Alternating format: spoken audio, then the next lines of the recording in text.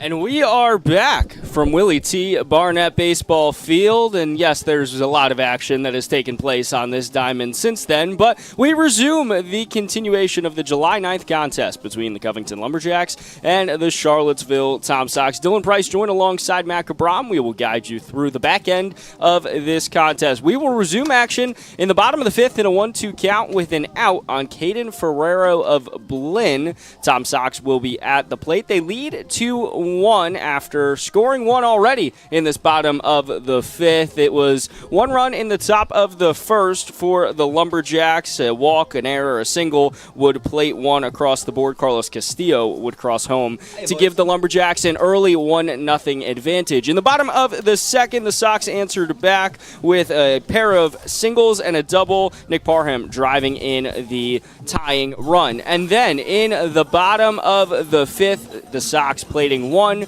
before the game would be called for the time being because the lights here at Charlottesville High School would not turn on. But the lights work, and we are back here. Well, hopefully the lights work. It's still early enough to figure it all out, but Dylan Price, Matt Cabram will guide you through the remainder of this contest. Matt, last time we left off, a lot of things were different, though. The Tom Sox are in striking distance tonight to potentially take over the South Division crown. Covington is battling to get back in the playoff race, and we will be scoreboard watching as well across the division for Harrisonburg and Culpeper. A lot's happened, though, since the last time we were out. 100%, Dylan. I said the other day on our broadcast and yesterday with mine and Mike Bulger's pregame video for the team, it's just like the NFL right now where wins become losses and losses become wins. Last night, the Tom Sox did take a loss yesterday, but guess what? The Harrisonburg Turks also lost last night, and that was pretty big for them against the Stanton Braves. So a game like this, for the Tom Sox, if they win this first continuous game and then the later game, they would be the crowned VBL South Division champs. But that can also happen tonight, too, if they were to split these games and Harrisonburg loses their game tonight against the Culpeper Cavaliers.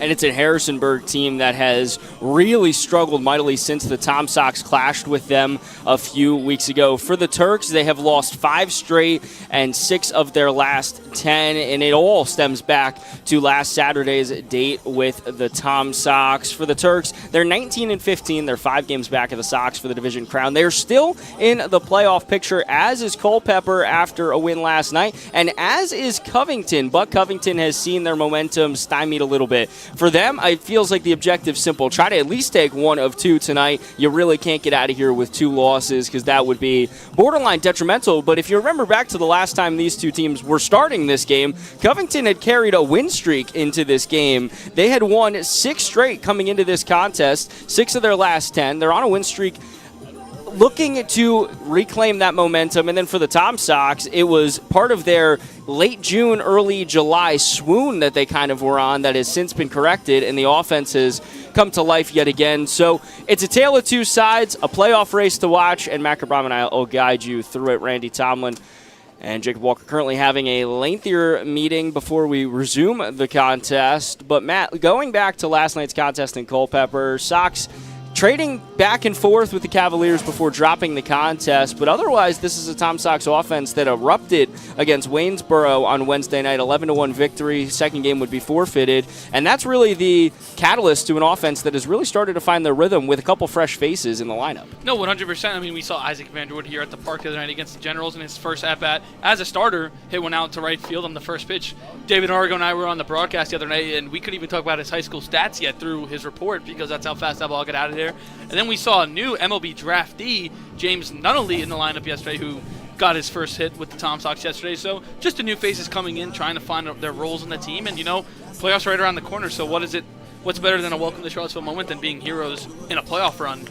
James Nunnally, a MLB draft pick, has yet to even play a college rep. Well, he's making his start sort of in the lineup tonight. He'll be in center field taking over for Johnny Lopez, who is headed home for the summer. Elsewise, for the Tom Sox when they come to bat, here's how the lineup will look tonight. Dean Mijos will remain in the leadoff spot. Ryan Wynn batting second. Robbie Levy doing the catching, batting third. Caden Ferrero, who is where we will resume, is the cleanup hitter and the first baseman. Colby Wallace, designated hitter, bats fifth. James Nunnally in center field batting sixth. Cooper Blauser at third base bats seventh. Nick Parham batting eighth. And Sam Muma now bats ninth. Bobby Olson will take things over on the bump for the Tom Sox. We'll get you the Covington lineup in just a couple changes in their lineup, a few more than the Tom Sox, but Thomas Marsala, Gregory Mello, Carlos Castillo, and Shinar Brown still piloting that offense for the Lumberjacks. 100% too, and it honestly for the Tom Sox, it sucks because Palmer O'Byrne was on the mound that day, and he was throwing a gem. He only allowed 1 hit, 1 run so far through the 5 innings, and now we're going to switch things up. We're going to get a new guy on the mound, and Bobby Olson's been wheeling and dealing since he's been a part of the Tom Sox this year. If you look at his stats that I have pulled up, well, I had pulled up, and now they ran away from me. Here we go. He's got the sub-2 ERA at 1.80. 5 games this year. He started 2, Dylan, and his 2 starts were electric. He's pitched 15 innings this summer with 17 strikeouts. He's only allowed, Dylan, you ready for this? 13 hits all summer, but 6 walks. Someone who does not walk a lot of guys. Bobby Olson taking the ball from O'Byrne when we get to the top of the 6th, but for now we will resume in the bottom of the 5th, and on the bump for the Lumberjacks is Kevin Rodriguez from Atlantis University by way of Miami. The Lumberjack has a 4.90 ERA on the season in 4 games, 2 of which being starts, a 7.1 innings pitch mark, 9 strikeouts, a save, 4 walks, and 6 hits. He's a rising junior. 6-foot righty will head against Caden Ferrero when we resume. So Caden Ferrero and at least Kobe Wallace we could see. But there will be, to my knowledge, a runner on first. That was Ryan Wynn. Last time we left, Ryan Wynn had driven home the go-ahead run.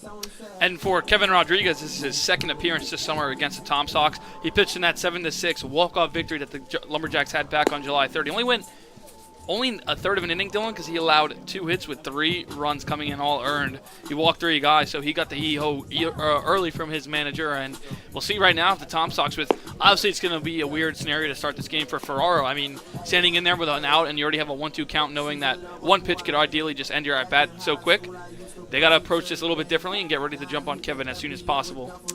Last time Rodriguez got the start was 5 2/3, albeit this is technically a relief appearance. He pitched 5 2/3 at home against the Cavaliers, allowed just a run on 4 hits with 8 strikeouts. So Rodriguez more than capable of coming in as a starter, and then his last time out was July 16th in Stanton, where he didn't allow a run, a hit in an inning of work, striking out 1 and getting the save. So Rodriguez, since arriving to the team in the early part of this month, has really settled in, found his rhythm. His first appearance was actually against the Tom Sox in the game. So everything coming full circle as we join you for the back end of this VBL regular season. Hard to believe this season has come and gone as quick as it has, but we are in the tail end of regular season play, and tonight 2 more games to put on the stat sheet. Whether they be wins, whether they be losses, we will find out in a short while. But Caden Ferrero digs in with the Sox leading 2-1 here in the bottom of the 5th, 1-2 count and an out. Hey, if you just joined us, you kind of just pressed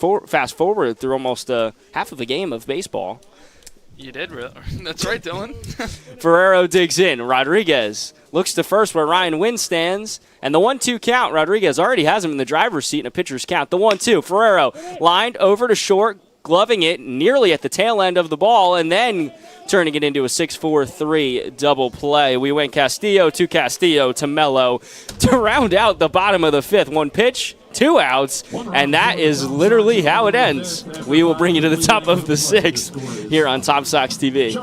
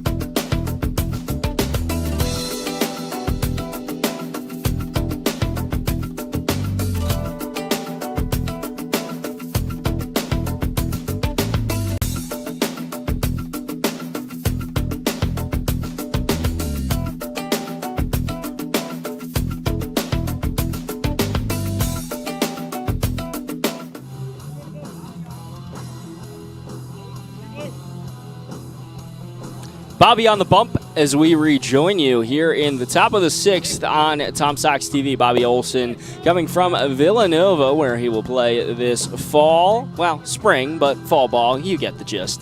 Olson comes in for Palmer O'Byrne, who had dazzled and turned the lights out quite literally in the start last time out, and now we rejoin you for a clean inning. It was a 1-2 count with an out. Caden Ferrero grinding into a 6-4-3 double play to end the 5th frame. So it's a 2-1 ball game. Tom Sox hold the lead, and we're back at the top of the lineup. So now things kind of feeling a little bit more natural. We'll see Thomas Marsala from Hines Community College, Gregory Mello from Tallahassee Community College, and then Carlos Castillo, the shortstop from Dayton. No less, maybe a little bit more. We'll see how the offense comes through for the Lumberjacks here in just a beat. And everybody playing catch-up here as the umpires communicating. Randy Tomlin communicating up top as we all try to get back on a regular time schedule here and a regular rhythm as we rejoin you in this game. Olson will get set here to face Marsala. Marsala, in this game, to this point, has a foul out and an infield flyout, but Marsala, one of the best hitters on this Lumberjack team, ranks second in a multitude of categories with 325 average, homer, 16 runs driven in, and 13 walks on the season. He's also swiped 7 bags. Olson rocks, kicks the leg, fires right down the pipe, but a little low for a called ball 1. And Dylan, since the last time he was here during this game, at the time, his average was at the 333 mark, and it went all the way up to the 340 mark, but now stepping into the bat here, he's down back at 325 on the summer. Still one of their best hitters. The 1-0, called strike 1, fastball over the heart of the plate. Makes it a 1-1 count. Carlos Castillo is now past him in terms of average with a 364 mark. In 6 games played, though, as this is cut on and missed, and Olson now in the driver's seat with a 1-2 count. 2-1 your score with the Sox adding 1 in that bottom of the 5th. That run did not come before the resumption of this contest tonight. The 1-2 from Olson is sharply hit into left center. It's going to drop down, and that's going to be a base hit for Thomas Marsala to kick things off here in the top of the 6th. And looking back at it, Dylan, this is now the second hit of the contest in this one for them. The only one coming off the bat of Castillo, who we'll see at the bottom of the order, Dario Castillo. That was a good piece. My bad, Dylan. That was a good piece of hitting, going to the opposite side, going right up the middle, just getting it past the shortstop and Parham, and just like that, Lumberjacks only down 1. They got some noise. We saw a dazzling start from Palmer O'Byrne, allowing just that run on a hit as Olson throws over to first. Ferrero applies tag, but safely back, as Marsala mentioned. He has 7 stolen bases, so look for him to possibly be dancing around over there at first as Gregory Mello digs in. He's grounded out twice in this game thus far. First pitch to him way inside for ball 1. And going back to that game, too, Palmer O'Byrne, too, with that run coming in, that was unearned. It was on an error from Shinar Brown, who put it in play. So, technically, he had no earned runs in that game. 1-0 count with 1 on first. Olson looks for the sign. Kicks the leg, fires right down the middle. Count goes even at 1 apiece with 1 on and no outs. For Covington, we mentioned the situation. Culpepper has passed them for the 3rd seed. Now stands in a opportune spot for the postseason. Covington needs at least 1 win tonight. Olson, the 1-1, cut on and missed. Tried to pull back at the tail end, but couldn't. It's a 1-2 count. That's a good pitch there by Olson, trying to challenge him with that outside breaking ball, and he got him to swing out. He's in the driver's seat to end this at-bat early. The 1-2. Olson throws over, and they're going to catch him in a pickle. Ferrero chasing down. He'll now throw the throw over to Parham. Parham throws it back to Olson, and Olson couldn't apply the tag cleanly. Now Marsala will head to second and maybe more. Eventually, Parham will race over and glove it, and it's an unorthodox game, folks, and that was an unorthodox play. Marsala will be in scoring position with a 1-2 count, no outs. Marsala was a dead duck going back to first, Dylan, but Olson couldn't squeeze it. So in the book, that will go in as an E1. And for the Tom Sox, that's their second error of this game. So now Olson will have to pitch out of the stretch with a runner in scoring position on second in Marsala. Mello digging in with Carlos Castillo from Dayton in the on-deck circle. Olson looks, fires out of the stretch, swing and a miss, strike 3. Bobby Olson dials back in with his first strikeout in the outing. And that's how you make up for it. You go back at that hitter, you know that you had him in the driver's seat there. You get this big out, now we go to Mello, or Castillo, my apologies. We're all playing catch up here, Matt. It's going to be a strange one for the at least first part of this, probably throughout the course. We're playing 2 today. Another one will follow shortly thereafter. Bark in the Park tonight. Rough from Willie T. Barnett Field. Bobby Olson fires. First offering to Castillo is in foul territory. Levy going to pop the mask off, try to chase it down. Can he reel it in? He cannot. It will go out of play. And quickly an 0-1 count with an out. That was a good impression there, Dylan, for Bark in the Park night. One of the best nights in baseball. Even the MLB, I've brought my dog at home over to some New York Mets games for their Bark in the Park nights. It's actually an event that I'm missing this summer with my family going. So excited to see all the pups out tonight. The Honorable Midge. The Honorable Midge. Maybe the most anticipated pup to come tonight. But, hey, we're looking forward to seeing all your pups. We don't favorite. No favoritism. No favoritism. Maybe a little bit, but. Olson out of the stretch with Marsala dancing on second. The 0-1 breaking pitch right over the heart of the plate. That was a pretty ball from Olson, and it's an 0-2 count. Now Olson way in this driver's seat with the 0-2 count. He can throw whatever he wants to try to get Castillo to swing on this one, just like he got Mello in that previous at-bat. We got the hard hitter and Shinar Brown on deck. He's someone who can really make damage, though. 0-2 from Olson. He checks a Massaro at second, fires, breaks way outside for ball one. 1-2 with an out here, and Olson will toe the rubber, communicate with Levy a little bit here, and now Levy shows the sign. Olson swipes off the first, likes the second. He'll stick with it. Now out of the stretch. Will rock, checking Marsala, and fire. The 1-2. Once again, misses outside, just outside this time, and the count goes even at 2 apiece. Same pitch idea there, trying to go in that outside corner, but couldn't get him to bite on that one, so we'll do it again at the 2-2 pitch. Shinar Brown, as Matt mentioned, from ULM, is in the on-deck circle. He's struck out in one appearance and reached out an error in the other. The 2-2 called time from Castillo. So Castillo mentioned he's now the leader in batting average on the team. He's got 10 RBI and 2 home runs on the season. Most home runs on the season should come to no surprise, is a tie between Shinar Brown and Caleb Henry. They've each got 4 apiece. In terms of RBI, Shinar Brown paces the way with 19, but Castillo in 6 games has worked all the way into the top 7 on the team. Castillo coming by way of Dayton. The Dayton Flyer going head-to-head with the Villanova Wildcats, soon to be in Bobby Olson. 2-2 as Olson looks over to second. Now Rocks fires. Skied high in foul territory, heading towards the Tom Sox bullpen. Ferrero chasing. Ferrero cannot track it in, and we will go again. And Castillo catches a little bit of a lucky break as it just kind of kept going. Good hustle there by Ferrero trying to rail that ball in, but he just couldn't. That one just went into the bushes, so we'll do it again at 2-2. Dylan, it's like we're repetitive in this game already. Ryan Wynn, who is also chasing over on that foul ball, runs back over to his spot at second. Olson, the 2-2 to Castillo. Chopped, fouled on the third base side, more so towards the away dugout. So we will set the defense for you here since we are resuming. Caden Ferrero at first, Ryan Wynn at second, Nick Parham at short, Cooper Blauser at third, Levy doing the catching. In right field, it's Sam Mumaw. In center field, it's Nunnally. And in left field for the Sox, it's Dean Mijos. Olson looks to Marsala. The 2-2, once again we go. Called strike 3, rung him up. And that's back-to-back strikeouts from Bobby Olson. And got him to look on that beautiful breaking pitch again, able to find that spot and deliver. And just like that, Olson back-to-back strikeouts. Finding a little bit of momentum after allowing that first guy on, especially causing that E1, too, to allow him to get the second. This inning would have been wrapped up by now. Now Olson will go head-to-head with Shinar Brown. And, Matt, this is best on best. Bobby Olson winning VBL Player of the Week a few weeks ago in the South Division for his dazzling performance against the Turks, and has since pitched really strong upon his arrival. He'll go against Shinar Brown and induce a swing and a miss on the first offering to him. Jammed him up inside a little bit there. Brown, we've mentioned, is a potent bat. We talked about him off air. We've talked about him on air. A 3.04 average he carries into tonight. 19 runs driven in and 4 home runs. With the runner in scoring position, Olson fires, called strike 2. Quickly ahead now here on Shinar Brown. An off-speed pitch caught Brown looking, and now Olson trying to work out of this jam with Marsala on second. Top of the 6th, try to send it to the bottom of the 6th.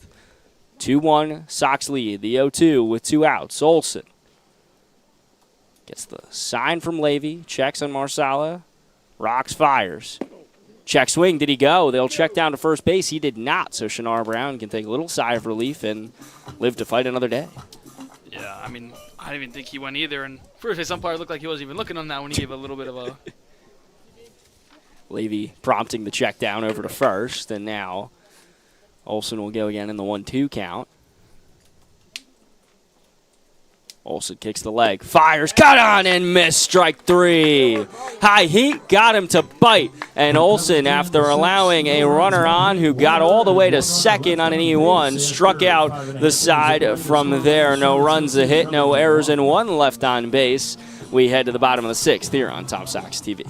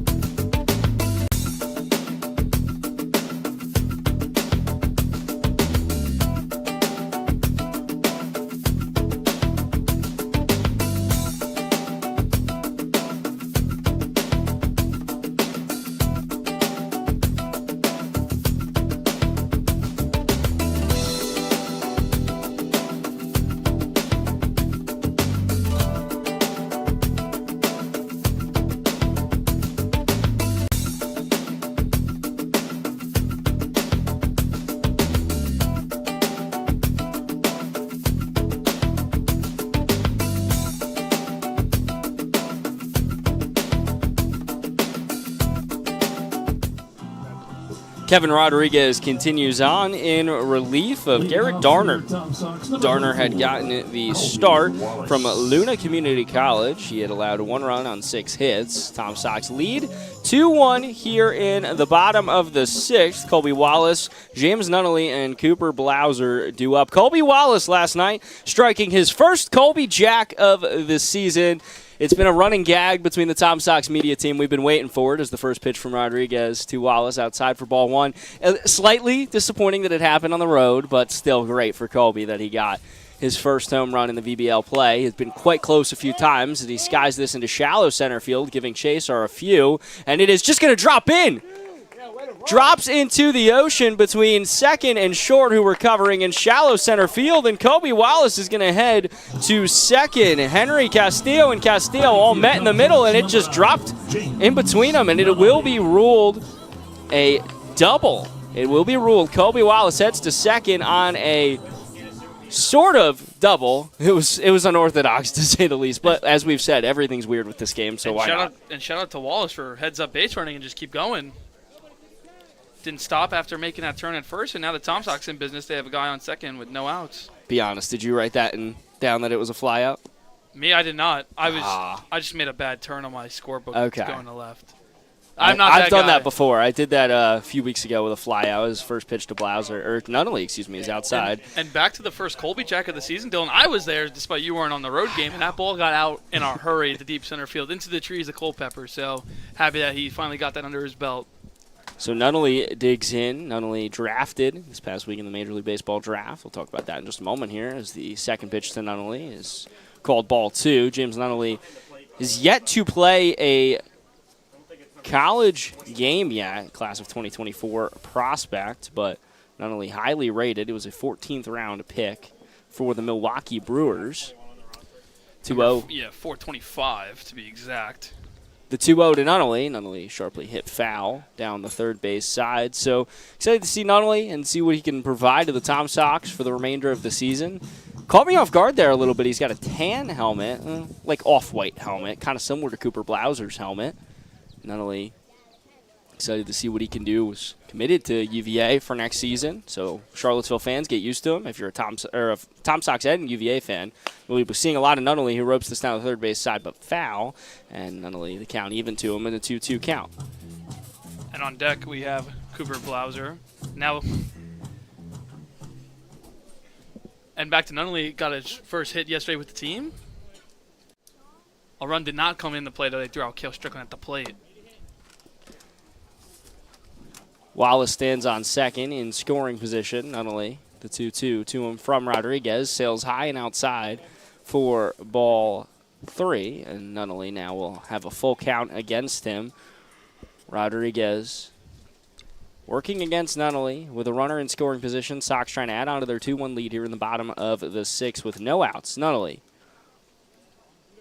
Full count offering coming from Rodriguez, the Atlantis University pitcher. Nunnally sharply hit down the third base side, tracked towards the Covington dugout, but everyone is all good, and it actually went over where one of our operations members, JC, was helping refill some waters. He's also all good.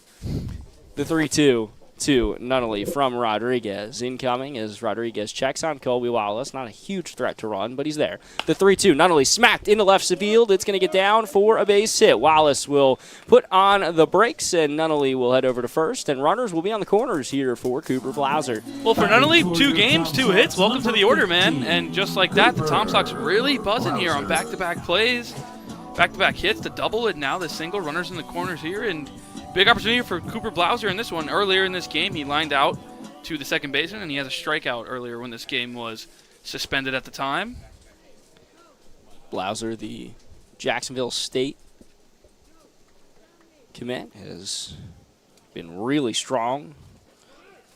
As Nunnally gets the sign, Nunnally's going to go. Nunnally getting the green light on the first pitch from Tomlin. He'll head over to second and won't even get a throw off from Past, who's doing the catching tonight, in for Fabian Amaro. And now with a 0-1 count on Blauser, it was a called strike.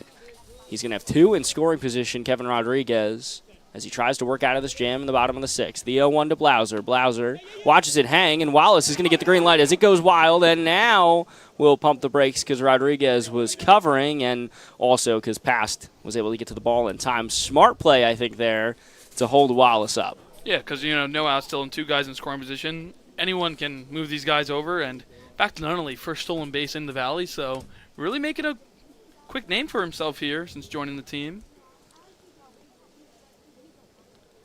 But yes, that was the right decision to hold Wallace. You can't run yourself out of outs now, especially in a tight 2-1 game.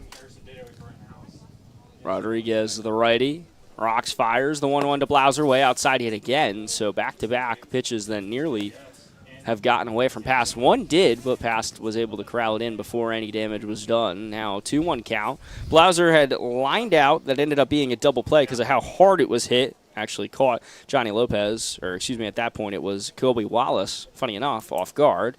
The 2-1 to Blauser, jammed him inside, and it's a 2-2 count. It had caught Wallace off guard, and then the other appearance for Blauser, he struck out swinging. So Blauser 0 for 2 on the day thus far, but it's a brand new day, and it's a brand new game, and it's 10 days later, actually, in resumption of this contest against Covington for the Tom Sox. The 2-2 to Blauser with 2 on.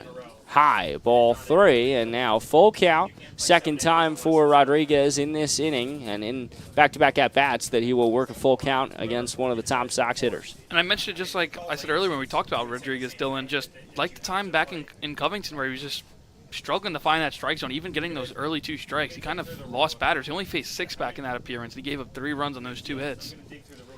3-2 incoming to Blauser, Nunnally at second. Wallace at third. No outs in the bottom of the 6th. Sox lead by 1. The 3-2. Blauser cut on and missed. Hung up on him. Rodriguez. Nice pitch there on the outside part of the plate. Blauser bit on it, and now Nick Parham digs in with 2 on and 1 out. Big spot here for Parham with 2 guys on and only 1 out. Parham played early season heroes on the road against these Lumberjacks. Had a go-ahead game-winning hit in his first week with the team way back when. That was back in June. Does have a double in this game before he was suspended, and he was hit by a pitch. So that's what he is right now, 1 for 1. First pitch Parham way outside, and once again, Pass prompted to have to get out of the crouch and reel it in. And Parham trying to drive home his fellow ECU teammate, Colby Wallace, who stands at third. Nunnally stands at second. UVA commit and Brewers draft pick just a few days ago. The 1-0 to Parham. Cut on and missed. Nice pitch from Rodriguez. Nice swing from Parham. Best on best, but give the win to Rodriguez. It's a 1-1 count. And Parham, you see right now, guys are in on the infield. Second baseman's in, the shortstop's in, if you can tell right here on our camera. So they're coming to the plate if they can keep this in the infield. The 1-1 to Parham. Parham lined into right center. Is it going to get down? And it will. It drops in. Wallace gets to go. Wallace comes home. Not only nearly catches Wallace, and he scores. And Nick Parham had already had a double when this contest had gone on. Now we resume it 10 days later, and he picks up right where he left off with a 2 RBI, 2-bagger. Hit him where they ain't doing it, and he hit it all the way to the wall on the warning track. Just a beautiful, sweet piece of hitting there off the barrel of the bat, and he unloaded on that one and just missed getting out just by a few feet, but it doesn't matter. He scores 2 big runs, and they have a 4-1 lead. Your Tom Sox. It was one of the rare ones. I lost it in the sky.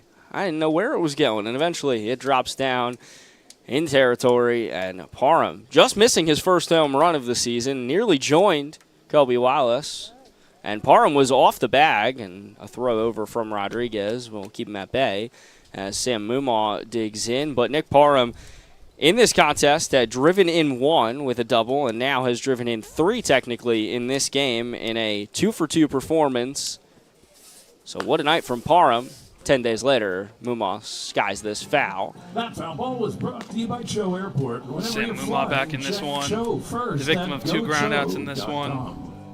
Did have a double play back in the 4th when that happened 10 days ago, but now with a duck over there on second base, would like to at least move him over or hopefully drive him in for that extra insurance run. The 0-1 with an out. Rodriguez stares over at Parham, who he just gave up the double to, throws it outside to Mumaw. Mumaw in this game had grounded into a double play and grounded out. Mumaw will try to drive home his fellow infielder, despite the fact that Mumaw in this game is in the outfield. Mumaw Parham, part of that second base, shortstop kind of logjam. They've just played everywhere, wherever Randy Tomlin's needed him. Tomlin liking what he's gotten out of Mumaw. Mumaw chops this over to short, and Mumaw is actually going to get there in time, runs it out, and Parham they throw over to second, and he's back too. So I said Randy Tomlin likes what he's seen out of Sam Mumaw. Well, he's going to really like that. Mumaw, some high effort, runs it out, and now runners on first and second with just an out, and back to the top of the order. Shows off the wheels. He gets an infield single, and just like that, 4 hits in this 6th inning for the Tom Sox in business, still with 1 out, and got a good guy in Dean Mijos coming up. Already has 2 big hits in this one. Mijos had scored the go-ahead run. Now it's a 4-1 contest after Nick Parham drove in 2 on that double that hung in the sky, or else Parham might have had his first homer. First pitch to Mijos, called strike 1. Rodriguez trying to settle in here after allowing a couple hits in this frame. He did get that out, strikeout on Cooper Blauser, but now back to the top of the order. Mijos, and he's got Ryan Wynn in the on-deck circle. The 0-1 to Mijos. Mijos chased after the off-speed pitch, and now an 0-2 count. Wynn in this contest has a pair of singles and RBI and grounded into a double play. A lot of double play balls for Covington. Already 1 in the resumption of this game and 2 prior. Solid defensive team amongst the best in the South. Checking over at Parham. Parham's dancing around. Rodriguez fires the 0-2 outside, and then they'll go to a 1-2 on the Chanticleer and Mijos. Mijos hitting 250 on the year. Dylan had a big moment yesterday. It was the pinch runner that ended up tying the game in the 9th inning until, unfortunately, the walk-off win for the Cavaliers. 2 on, 1 out. Sox lead by 3 here in the bottom of the 6th. They've already played it 2. Rodriguez checks over to Parham, fires. Mijos chopped down the third base line, tagging the bag, now firing to first. Is he going to get the double play? He won't. The ball will skip away from Mello, and Mijos will run it out, head to first, but the force at third gets Parham, but still, heck of a job there from Parham to drive 2 home in this frame. Now Wynn digs in with 2 on and 2 outs. And that same thing with Mijos, just like the Mumaw, just got to love him hustling out. You know, you never know what's going to happen. And just like that, Mello couldn't hold it, and that could have been an easy double play. Wynn digs in with 2 on. Mumaw at second, Mijos at first. Rodriguez checks in on Mumaw. Rocks fires. And called strike 1 on Wynn, the Wofford Terrier. Wynn has had a really strong season for the Tom Sox. Was a late addition, wasn't one of the first guys here, but at this point he has been one of the longest tenured. 333 average, 18 runs driven home, and a homer. A way outside pitch from Rodriguez here. He didn't like it. He kind of shrugged it off and tried to dial back in. Most impressive for Wynn, 3 triples, 6 doubles, 9 extra base hits for Wynn. Mumaw on second, Mijos at first. The 1-1 from Rodriguez. to Wynn. He checks, does a double take to Mumaw, then fires it way inside on Wynn, and we'll go to a 2-1 count. Mio's getting a really big lead over there at first since he's not being covered by Mello, so if anything can get past the infield, Mios will probably be turning on those Jets going to third if we get a send home from Mumaw. We saw James Nunnally already almost reel in Colby Wallace coming from second, almost chased him down on that Parham double. The 2-1 to Win. Smack down the first base side, but foul. As Robbie Levy stands in the on-deck circle. Levy, the catcher tonight, the George Washington product, as a walk. Grounded into a fielder's choice and flew out in 3 at-bats thus far. You can also catch him on the On-Deck podcast with our own Ben Rakash. A great interview there. Get to learn more about one of the best players in the Valley League and one of the longest tenured faces on this Sox roster. 2 on, 2 outs. Sox have already played it 2 here in the bottom of the 6th. Win. Smacked over to second. Castillo will play it off the hop and throw it over to Mello for the final out. But damage done on 4 hits, 2 runs plated for the Sox, 2 left on base. They lead 4-1 as we head to the top of the 7th. Stick and stay and hang with us here on Tom Sox TV for the finish of this contest.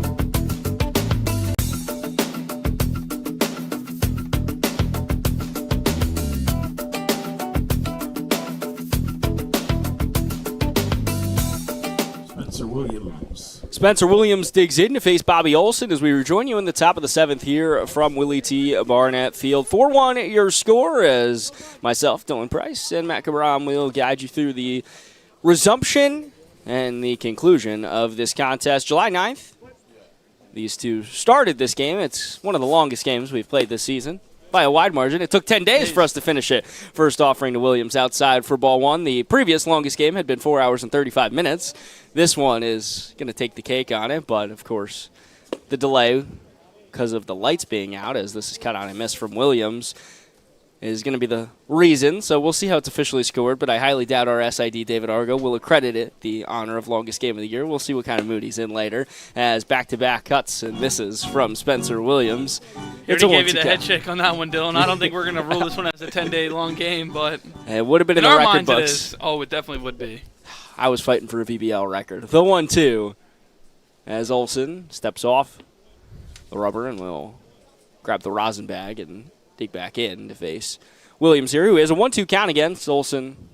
Allowed a hit, but then retired the side on strikeouts. The 1-2 way inside. Williams steps back. So Williams is coming back in here. He is in relief of Caleb Henry. Henry in that game had also been pinch hit for, so this is the resumption here with Williams now digging in. The 2-2 from Olson. Looked like he was going to take it off the shoulder, but it was way outside, so the count goes full. Olson sees Daniel Restrepo in the on-deck circle, the Seminole State product, has a walk and a strikeout, and then in the hole is the third baseman, Wilfred Gonzalez. Cut on and missed. There's Olson's 4th straight K. Bobby Olson is on a heater. That's his 4th straight strikeout. And he still got a very good batter, too, in Spencer Williams. Williams, earlier in the season, was their leadoff hitter at some point. One of their better hitters, too, with their higher average. And gets in the chase there, and you just mentioned it, 4 in a row for Olsen. In this game, that's now 10 strikeouts for Covington, and for the Tom Sox pitching staff as Olsen gets another swing and a miss, this time on Restrepo. Restrepo's already been struck out once. That was by Palmer O'Byrne, who we had mentioned had allowed just 1 hit when he had started things off in the outing for the Sox. Got on and missed yet again. Olsen is on a heater right now. It's an 0-2 count on Restrepo, the Seminole State designated hitter, one of the fresher faces on this Covington team. Olsen looks for the sign from Levy. Rocks. And now fires the 0-2. Right down the middle. Rung him up. 5 straight strikeouts for Bobby Olsen. Now when he goes right down the pike, right down the middle, home plate umpire Casey Hayden rings him up, and that's, you just said it, Dylan, 5 in a row, and Olsen's all in a groove now, 10 days later on this game. 11 strikeouts for the Tom Sox pitching staff. They've allowed just 1 run across the plate, and it was in the first. Bobby Olsen, first offering to Wilfred Gonzalez outside for ball 1. Gonzalez has struck out once and flown out. Everybody in the lineup but Thomas Marsala and Dariel Castillo has struck out in the contest, so the Sox have found their way with just about everybody. This is lined into right field, and it's going to get by a diving Ryan Wynn, so Wilfred Gonzalez will end the strikeout streak and get on with a 2-out single, and now we will see catcher Nick Past. He's in for Fabian Amaro, who had started the contest. Amaro had flown out and struck out to this point, and now we'll see Past. And back to Gonzalez, great going the other way on that outside pitch from Olsen, trying to get him to bite. Just like that, a big base runner for the Lumberjacks, 2 outs, trying to claw back in this one. Only a 3-run game, Dylan. A lot of baseball left to play. Bobby Olsen has now allowed 2 hits, but I think that's almost a moot point when you have 5 strikeouts and haven't allowed a run yet. Olsen here in relief of O'Byrne. It's a pseudo doubleheader, so we'll play 7 more after this between the Lumberjacks and the Tom Sox, as this is chopped foul down the third base side. Sox lead by 3. And Bobby Olsen trying to pilot them to victory. Got to imagine the leash is going to be long on Olsen, and ideally for Randy Tomlin to use just 2 starters as Olsen throws over to first and get through the contest. And guess what? O'Byrne has 10 days rest. He's pitched since then, but pseudo 10 days rest, so we can maybe even see O'Byrne close out his own win. That's had to have happened before. Olsen rocks, fires the 0-1 way high over the head, actually, of Pass. The runner is going in Gonzalez, and it'll be ruled a wild pitch, rightfully so. Kind of just lost that one, and Olsen just shakes it off and now heads back to the bump, grabs the rosin bag, and hope the grip's a little bit better this time. And it's not as hot, not as humid today as we had seen the last time we were here at Willie T. Barnett Field when we had not 1, but 2 thunderstorm delays. 1-1, 2 outs. Olsen looks to second, fires. Jammed him inside, cut on and missed, and now Olsen trying to strike out his 6th of the night. Bobby Olsen has found his rhythm and is getting a lot of swing and misses. He's going to love that swing and miss rate on his pitching report later tonight. Olsen looks. Sign from Levy. Trying for the put-away pitch on Pass. Checks to second. Rocks, fires. Hung up.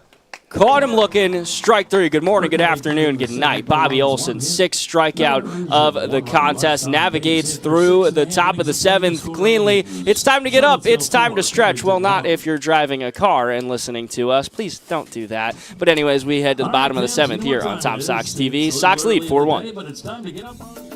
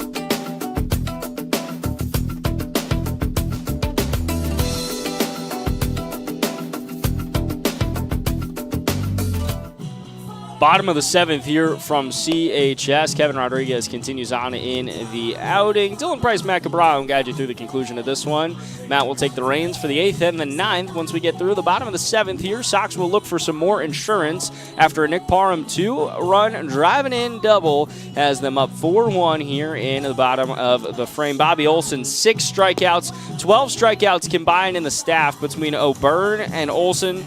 O'Byrne had fanned 6. Now Olson ties him with 6 of his own. As the typical starters, Olson coming in relief of O'Byrne because, well, this is 10 days later, has joined O'Byrne with another strong performance. Levy coming to the plate here. The GW catcher has walked, reached on a fielder's choice, and flown out in 3 plate appearances thus far. Levy, Ferrero, and Wallace due up in the frame. First pitch to Levy is roped right up the middle for a base hit. It's a broken bat leadoff single for Robbie Levy, and he'll stand on first as the Tom Sox look for more offense, leading 4-1. And good awareness by Rodriguez to get out of there. The barrel of the bat went right back to him. Still between me and you, hope he wasn't going to throw it back at Levy trotting down the first. As we saw that, well, we didn't see it, but it happened between the history of our 2 teams. Colby Wallace will come out and get the rest of Robbie Levy's bat. Gotta make sure all that wood's off the field. Nobody needs to be getting a splinter, but that was truly splintered up the middle for a base hit for Levy. Now Ferrero digs in with 1 on, and Ferrero's where this all started, or resumed. Ferrero digs in with Levy on first. It was 1 pitch, 1 hit as Rodriguez settles in. First pitch to Ferrero outside for ball 1. Ferrero, the Blinn Buccaneer, has had a really nice start to his Tom Sox career. His parents were here the other night to catch his performance against the Waynesboro Generals. He played very well in that. Ferrero fouls this down the third base side and into the grips of one of the children over there chasing after it. Now with the 1-1 count, we'll see if Rodriguez will challenge him again because he was all over that one as he came inside to him. 1-1. Rodriguez works with Levy on first. Kicks the leg, fires outside and low to Ferrero. And it's a 2-1 count. Ferraro, just one of those guys since joining the team, really making a big case of why he should be in the starting lineup every day. He's kind of taken up shop as the cleanup hitter, which has been nice for Colby Wallace. He's able to drop down to 5, and it's really allowed them both to produce at a high clip. That pitch inside Ferrero, it's going to get away from pass. Levy's going to race over to second, and as he motors over there, the Sox will now have a runner in scoring position and a 3-1 count on Caden Ferrero. So now Colby Wallace, who comes out to shag that ball, is in a really nice spot as he stands in the on-deck circle. Rodriguez has allowed 2 to cross already and trying to work out of this jam as where you will see a pitcher head over to the pen. We'll see if he warms up for the Lumberjacks. The 3-1 to Ferrero is lined on a rope into right center. Back track, and it's going to bounce off the VBL champion sign in center field. Ferrero races into second with a stand-up double, and Robbie Levy heads to third. That ball, just like Nick Parham's double, nearly got out of here, but it stays in and sets the Sox up pretty. 4-1. They've got 2 on in scoring position, and here comes Colby Wallace. I mean, just another beautiful piece of hitting there, Dylan, right off that sign in center field next to that sign. I can't tell you the distance of it off the top of my head, but smart move by Levy too, not going aggressive just in case Williams did have a chance to make a glove on it. Wanted to be hung up.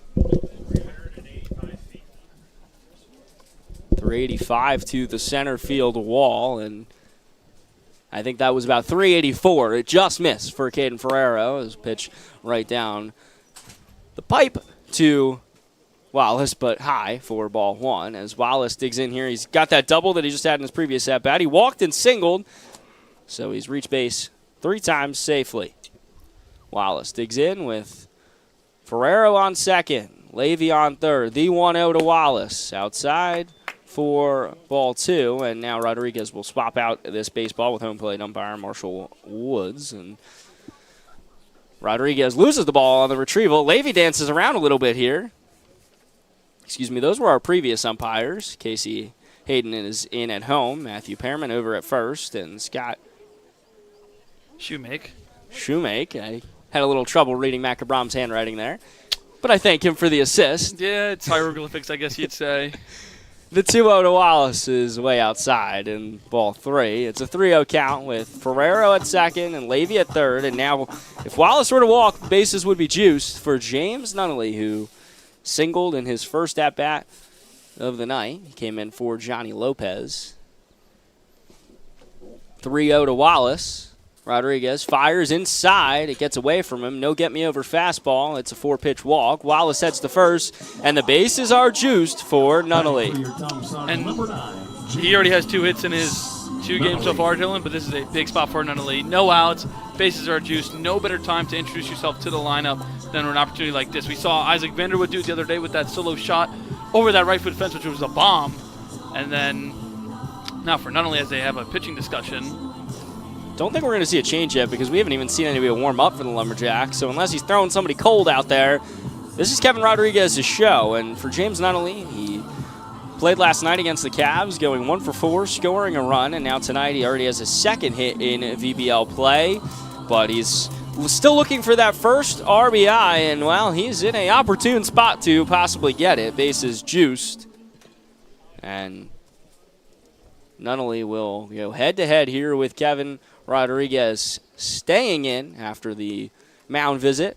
So it's Levy on third, Ferrero on second, and Kobe Wallace at first. Nunnally ready. His first offering from Rodriguez way outside for ball 1. And just no command right now by Rodriguez. Starting to lose it now. Nunnally trying to settle in here and see if he sees one over the heart of the plate. The 1-0.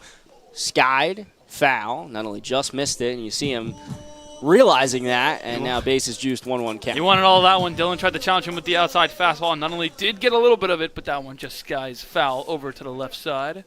No outs here for Nunnally. None of them. Sorry. The 1-1 with bases juiced.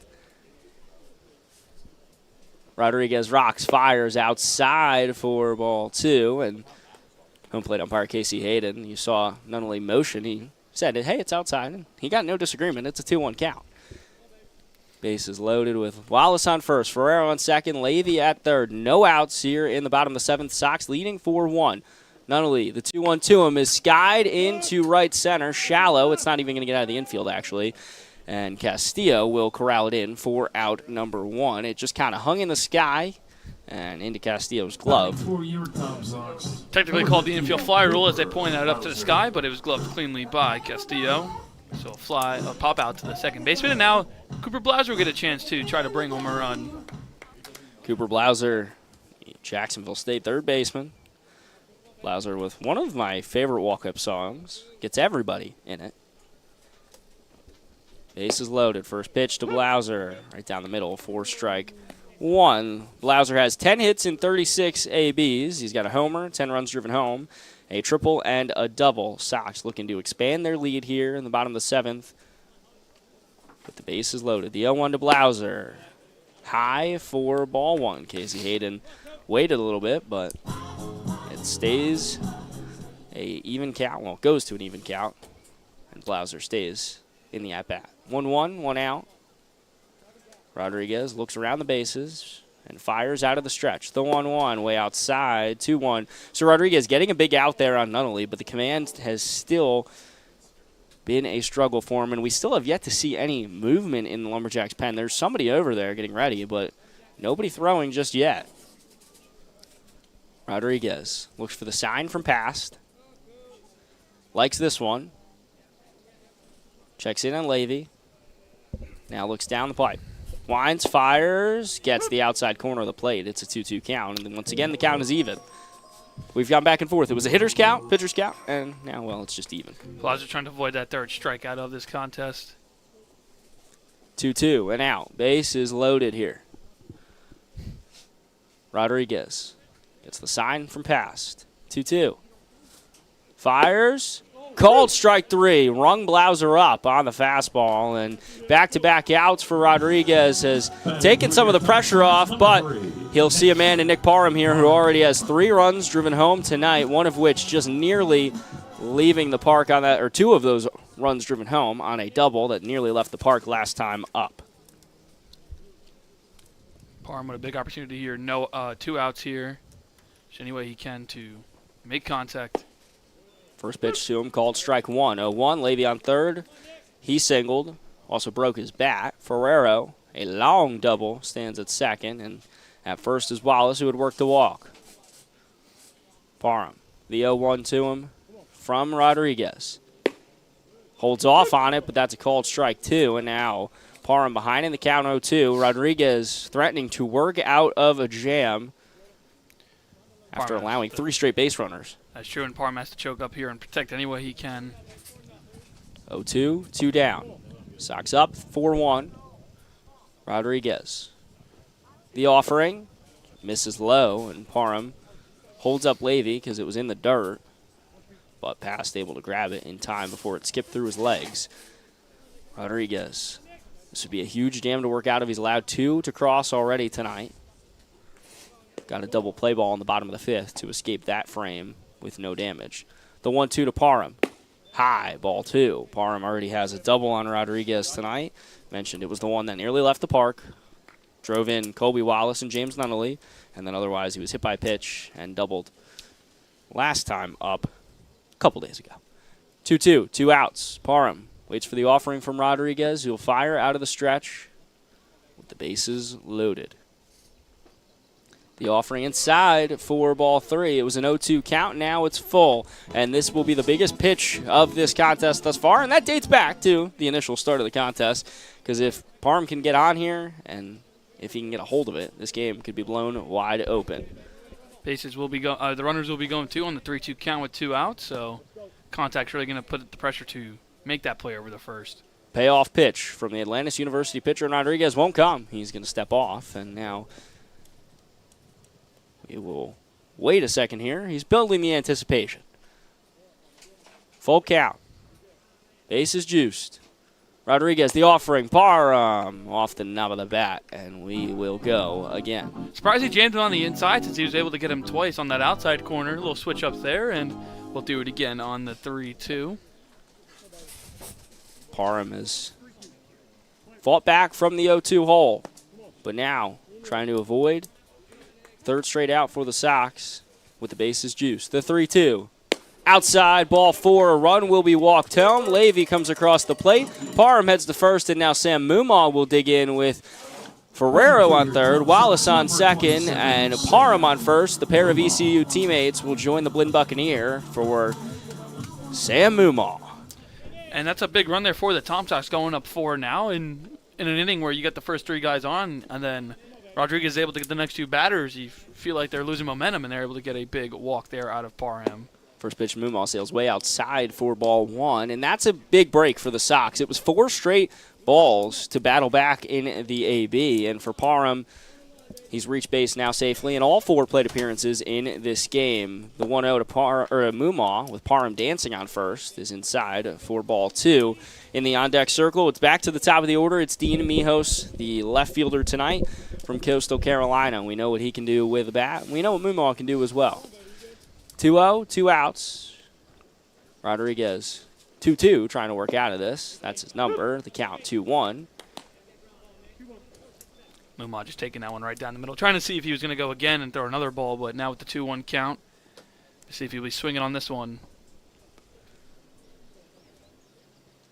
The 2-1 to Mumaw, fouled back into the fence, so alluded to it. Now the count 2-2. Mumaw trying to keep this inning alive in the offense as DJ Ben Rakash playing a little tune to get the crowd clapping. Well, he got Colby Wallace. He was standing there clapping at second, trying to implore Sam Mumaw to drive him home. 2-2, 2 outs, bases juiced. Mumaw chopped foul down the first base side. Mumaw just kind of chuckles at it. He just hit it enough to stay alive here, and now Rodriguez will have to fire the 2-2 yet again, and after getting 2 straight outs with the bases juiced, Sox do plate 1, so they don't strand them all, and they can walk out of here at least with 1 run on the board, but they're looking for more. They lead by 4. 5-1, bottom of the 7th. We'll play 7 more after this. 2-2, 2 outs. Number 22, Rodriguez looks down, fires to Mumaw. Mumaw chopped third base side, foul. So we went chop down the first base side, chop down the third base side. Either way we do it, it's a 2-2 count, and we'll go again. Rodriguez trying to get Muma to bite. 2 in a row, 1 on the outside. Now GM on the inside. With the 2-2 count, has that advantage to try to get him to swing on anything out of the zone. And I'm very curious to see what pitch selection will come here again on Muma. Rodriguez trying to work out of this frame, limit the damage. The 2-2 to Muma. Muma skied into left field. Back on this horse is Marsala. Marsala chasing it, and he can't reel it in. He can't reel it in. Ferrero scores. Wallace scores. Now Parham races home. Muma heads to second, and it was a tough play for Marsala to try to make, but 3 runs will come home on it. Muma's in the second, and the Sox lead 8-1. In the book, it goes in as an E7, Dylan, but for Sam Muma, he clears the bases, gets 3 big runs home, and all 3 guys, once that ball was down, Randy Tomlin was telling them to get on their horse. They all come in to score. And just like that, your Tom Sox lead at 8-1. So very tough play for Marsala, running all the way in that corner. Has the sun in that right eye of his. But in the end, big hit there for the Tom Sox, and they get all the insurance they need in this first game. They lead by 7. Dean Mijos digs in with 2 outs and that runner on second. First pitch to him is a called strike 1. It was a little inside. Mijos didn't love it, but it's an 0-1 count. And a huge E7 there. Marsala had to lunge up to reel it in. He had to get on his horse and try to get over there. It was just at the fence in the right or left field wall as Mijos fouls this off. And sorry for that little ping. It was a little close to the microphone down there that we have set up for you. But it doesn't get corralled in. Marsala seeing it drop in front of him. And Muma in there safely to second. Already having scored was Ferrero. Wallace raced in shortly thereafter, and then coming all the way around was Parham with his wheels. Moonball stands on second. The 0-2 to Mijos. Just misses for Rodriguez, and it's a 1-2 count. So for Rodriguez, he had started to work out of the jam. He had got back-to-back outs after loading the bases. He gave up 1 on the walk-in to Parham, but in E7 we'll see 3 come home, and now the Sox have blown this open. They lead 8-1. The 1-2 to Mijos. Cut on and miss. Strike 3. Rodriguez works out of the jam, but not before the damage is done.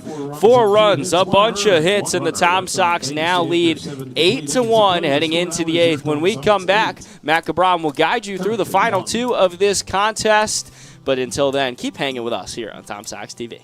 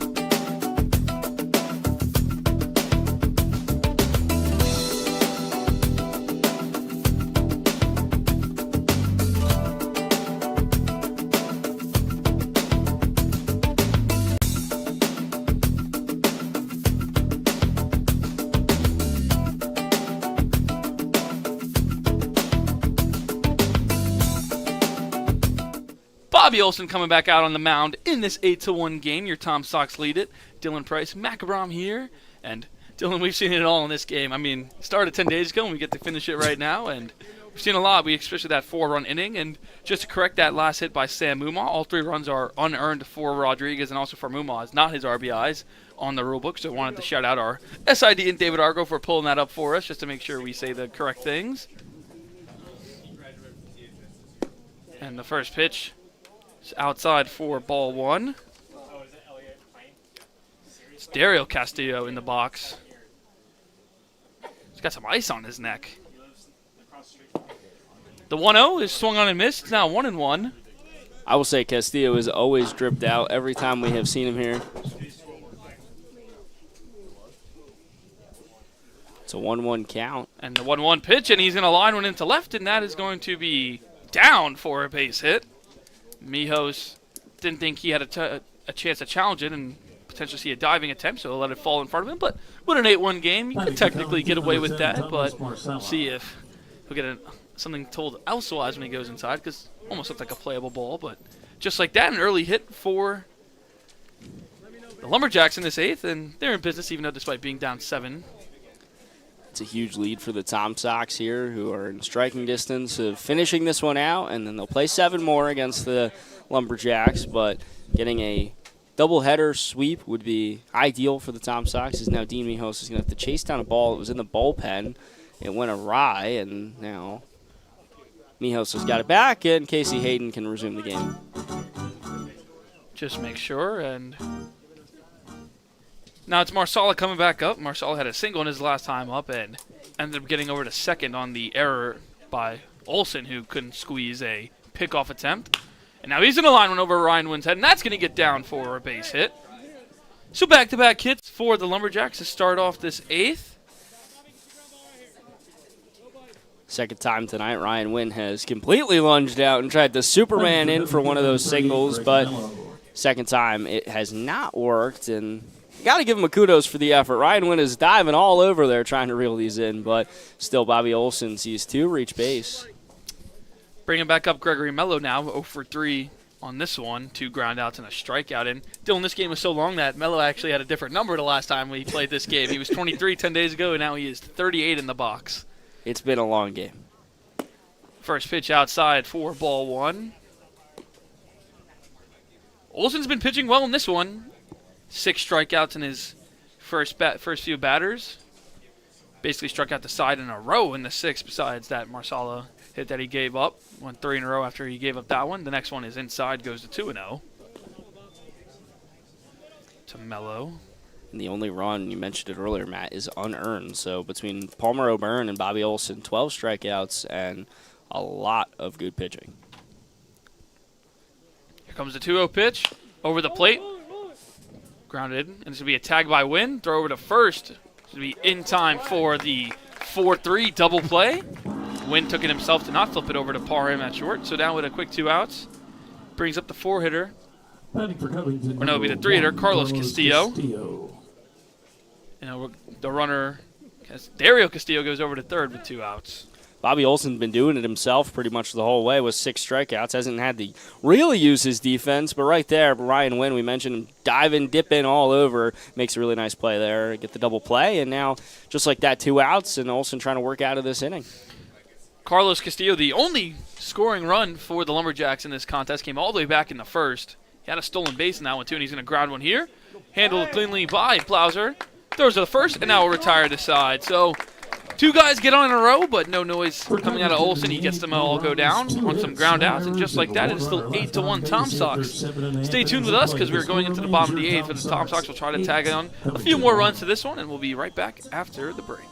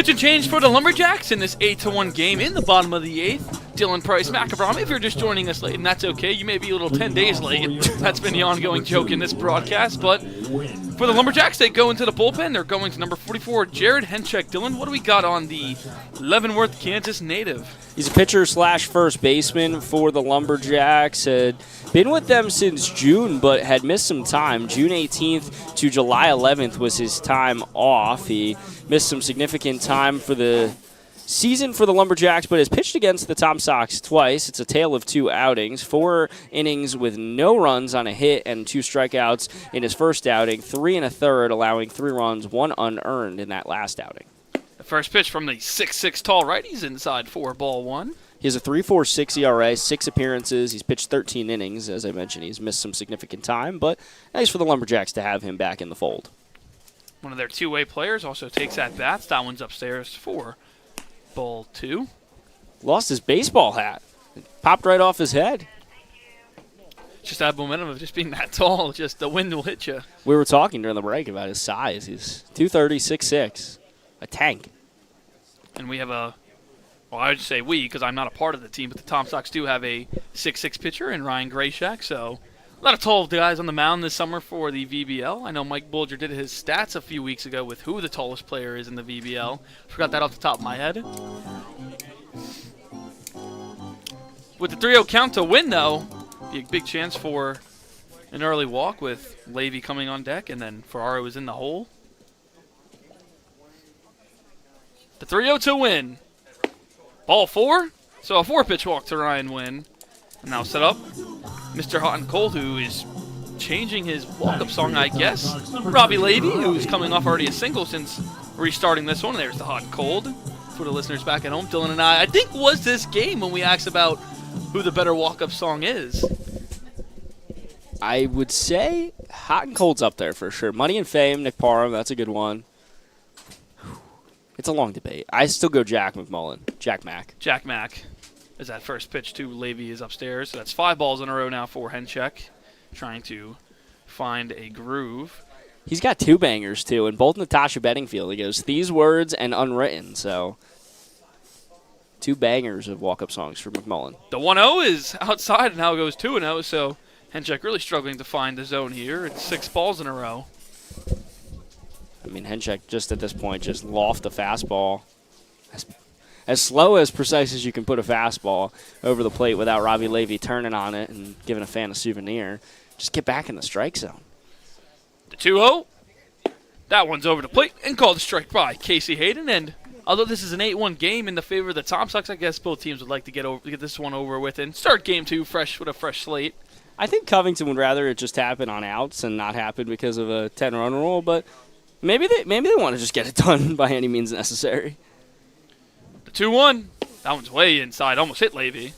That moves it to 3-1. So 8 pitches. 7 of them have been balls, and now Levy, when the hitters count, we'll see if he'll swing on this one. Broke his lumber his last time up with that single up the middle. It is a new bat. You were right, Matt. The 3-1. That one's way upstairs, ball 4, so back-to-back walks. And that's bringing back up Caden Ferraro. And he walks the line over to first. What a vibe change right there. DJ Ben Rakash. We go from Johnny Cash to Ain't No Holla Back Girl.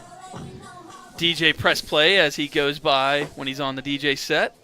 How about Johnny Cash to Gwen Stefani? You don't hear that often. Ferraro. First pitch striker right down the middle, 0-1. Ferraro in this game, ground out to second, a fly out to left, and a 6-4-3 double play, which resumed this game. He only saw 1 pitch, and then he grounded out to a double play to end the 5th. Back at the time when it was just a 2-1 Tom Sox lead, it's now 8-1 with 2 guys on. That one's behind him, so Wynn and Levy will move up very easily 90 feet each. And the Tom Sox have 2 guys in scoring position with guys on second and third. Wynn now standing there 90 feet from home. You've got his speed, and then Levy at second. Levy can motor around, too. We've seen it already once tonight. Ferraro.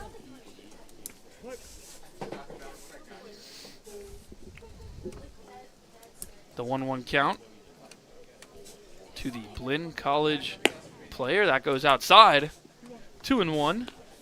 Caden Ferrero, Texas native. Parents were over here the other night, took a long trip from Texas. They drove the bulk of the way, so kudos to them.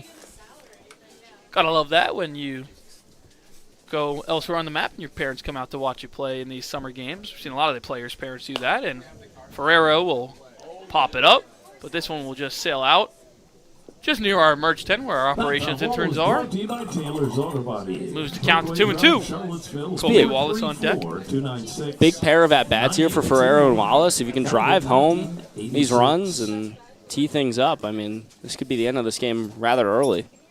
And the Tom Sox do not have a lineup where they have their weaker hitters at the bottom. Every hitter in this lineup is very viable with Nunnally, Wallace, Blauser, Parham, and Mumau at the back end of this lineup for Randy Tomlin. That one's in the dirt. And for the third time will be a 3-ball count to a hitter. This one is now 3-2. Henchek allowing right now. Wynn dancing over there at third. He's got the glove off. He's ready to run. Anything gets by past. Henchek into pass. Gets the sign. Checks on that runner of Wynn over at third. Wynn with his hands on his hips. And the full count pitch to Ferrero.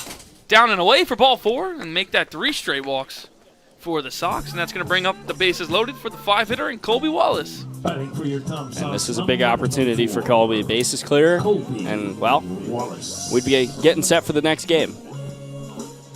James Nunnally will be in the on-deck circle. In the hole would be Blauser.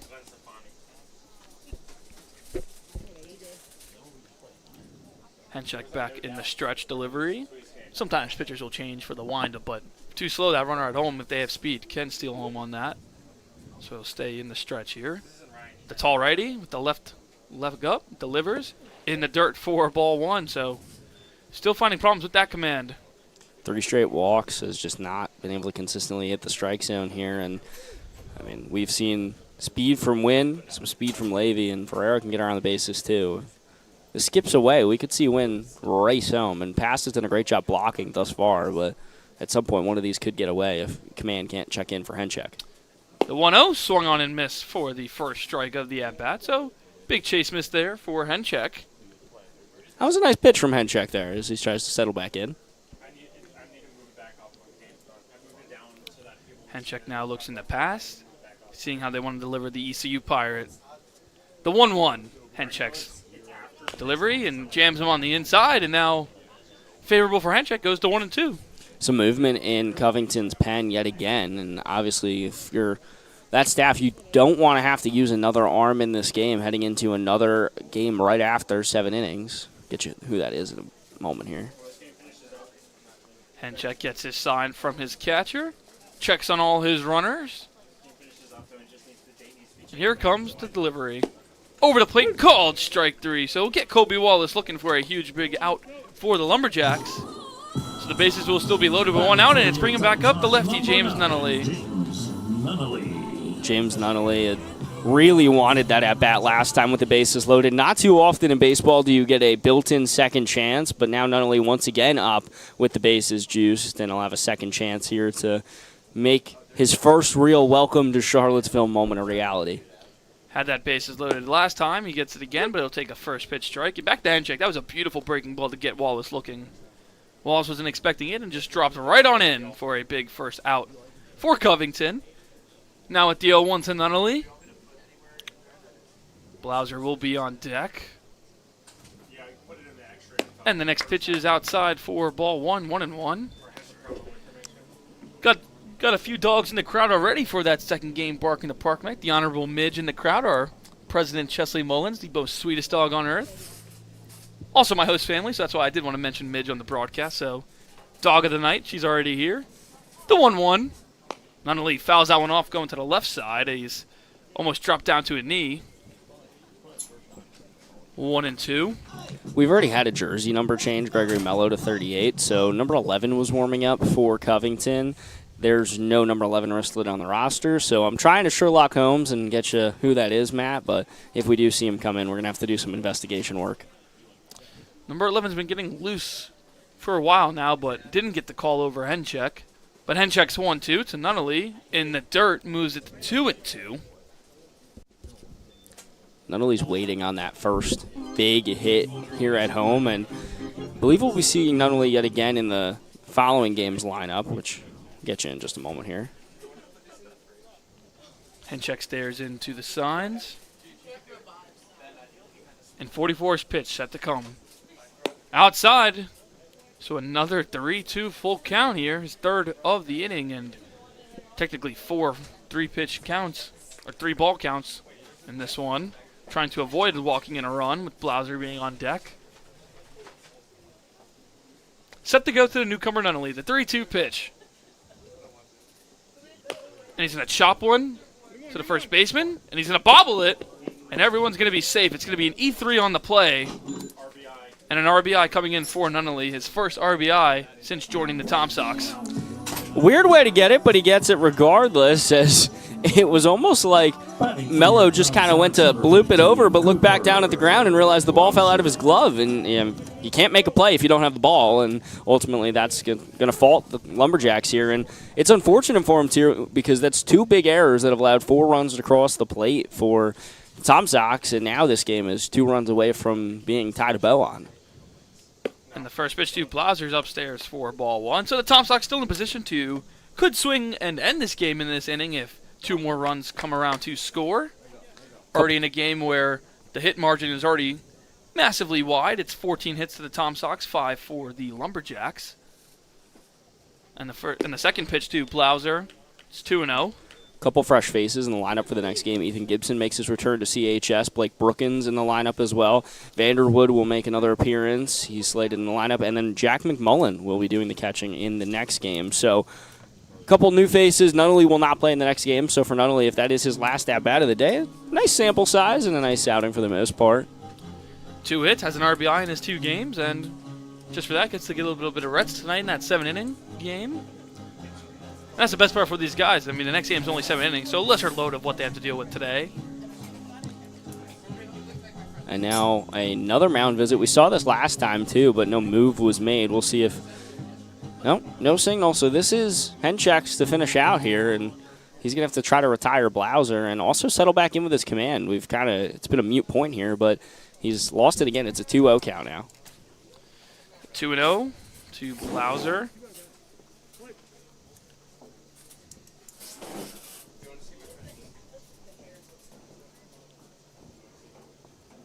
And the pitch. Right over the plate. That's called a strike.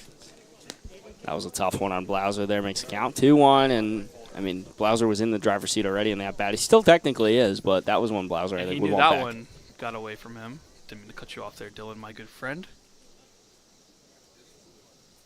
2-1 in the dirt for Blauser. 3-1. And if I cut off David Arger the other day, he was on the broadcast with me, he probably would have fired me in front of all our viewers and listeners. So trying to avoid getting fired today during this doubleheader. It's an ongoing joke here with our media team. I think I've been fired over about 20 times this summer. This is a big pitch coming up here if it doesn't land. And the 2-1 count. Blauser fouls that one back off the guard of Past. So moves it to a 2-2 count. It's a big lucky break for Henchek, and now Henchek can hopefully get out of this jam, but it's a full count, base is juiced, and we've alluded to it, but the Sox are 2 runs away from 10-run ruling in their second straight home game and 2 of their last 3. 3-2, bases juiced, 1 out for the Tom Sox, and the full count pitch to Blauser, and he's going to sack one over to the third baseman, bobbles it, they'll still go the short way for second for only 1 out, so be a 5-4 fielder's choice as the third baseman in Gonzalez bobbled that one.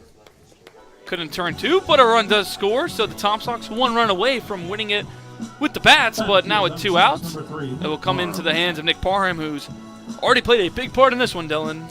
How about that? Nick Parham up here, and Parham is driven in 2 with a double. It's a pair of doubles, and he's had, as you mentioned, a huge game. How fitting would it be if you, 10 days later, had a good game then, rounds out with a game-closing hit here. Blauser over at first, Ferrero over at third. On the corners with 2 outs. Muma on deck if it comes up to him, but now it's in the hands of Nick Parham with the 1-0 count. Henchek's delivery, way inside. That one almost got a piece of Parham. Moves it to 2-0. Gets his sign. And the pitch set to come. Henchek's delivery. That one's going to hit Parham on the back of his leg. So we'll load the bases again, and the game will ride into the hands of Sam Mumau. Once again, bases juiced for Mumau. And last time we saw that worked out pretty well. Bases were cleared from Mumau, but how about that for Parham? He reaches base in every plate appearance in this game. 2 of them hit by pitch, 1 a walk, and 2 doubles. It's a really strong night for Parham, but second time he's been hit by a pitch. He can tend to be a little bit of a ball magnet. We've talked about it and joked about it, him and I, and it's unfortunate, but it seems like he's always getting clipped by a pitch, and right there, luckily, just right off the heel.